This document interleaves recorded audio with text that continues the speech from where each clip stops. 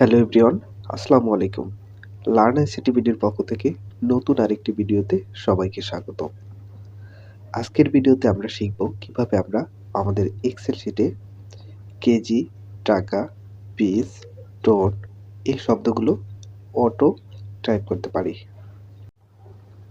ধরুন আমি শুধু লিখব যে 12 পাশে কেজি চলে আসবে, অথবা লিখব 12 পাশে পিস চলে আসবে, অথবা লিখব 12 পাশে টোন চলে আসবে।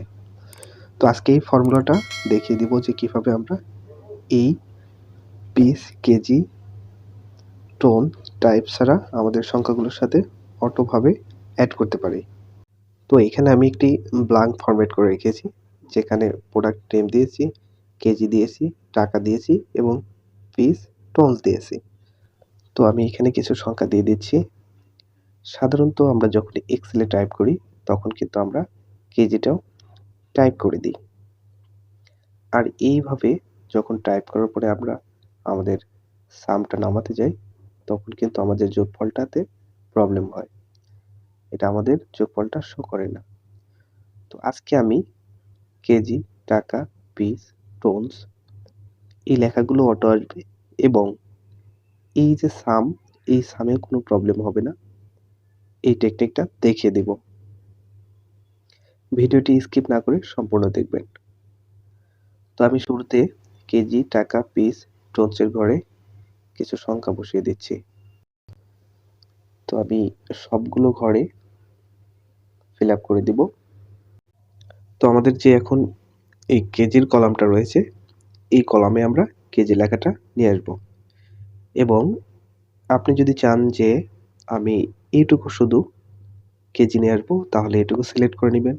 দেন যদি চান না যে আমি এই কলামে যতগুলো লেখা টাইপ করব বা যতগুলো সংখ্যা টাইপ করব প্রত্যেকটার কাছেই আমার কেজি দরকার, সেক্ষেত্রে আপনি পুরোটা সিলেক্ট করে নেবেন। দেন এখান থেকে হোম থেকে চলে যাবেন জেনারেল। জেনারেলের পাশে যে আইকন চিহ্নটা আছে এখানে একটা ক্লিক করে দিবেন। শেষের দিকে মোর নাম্বার ফরম্যাট এই অপশনে একটা ক্লিক করে দিবেন। এখানে ক্লিক করার পরে আপনার কিন্তু ফরম্যাট সেলটা চলে এসেছে। এখান থেকে একদম নিচের দিকে আসবেন, কাস্টম সেটিং, এখানে একটা ক্লিক দিবেন। দিয়ে আপনি এখান থেকে দ্বিতীয় নাম্বারটা সিলেক্ট করবেন। দ্বিতীয় নাম্বারটা সিলেক্ট করার পর তো এখান থেকে আপনি একটি শূন্য কমিয়ে দিবেন, তারপর একটা স্পেস দিয়ে দিবেন যেন আমাদের কেজি লেখায় একটু স্পেস থাকে। দেন এখান থেকে ইনভার্টেড কমা প্রেস করবেন এবং এখানে আপনি ছোট হাতের হোক আর বড় হাতের হোক, যেহেতু আমরা কেজিটা সিলেক্ট করেছি, কেজি লিখে দেব। কেজি লেখার পরে আবারও আপনি ইনভার্টেড কমা দিয়ে দিবেন। ইনভার্টেড কমা দেওয়ার পরে আমাদের যে ওকে অপশনটা আছে এখানে একটি প্রেস করে দিব। তো এখানে প্রেস করার পরে আমাদের কিন্তু অটোমেটিক্যালি কেজি লেখাগুলোতে কেজি চলে এসেছে।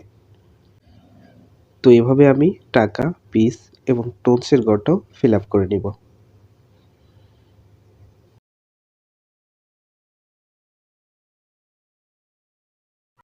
তো আমার সবগুলো ফিল আপ করা হয়ে গেলে এখন আমি কিভাবে যোগফলটা নামাবো সেটা দেখিয়ে দেব। তো এখান থেকে আপনি এখন চাইলে অনায়াসে সাম করতে পারবেন। তো দেখেন এখান থেকে আমি সাম করে দেখিয়ে দিচ্ছি যে আমার এখানে কোনো ধরনের প্রবলেম হলো না। আমার সংখ্যার পাশে কেজি, টোনস, পিস, টাকা লেখা আছে তবুও কোনো প্রবলেম হলো না।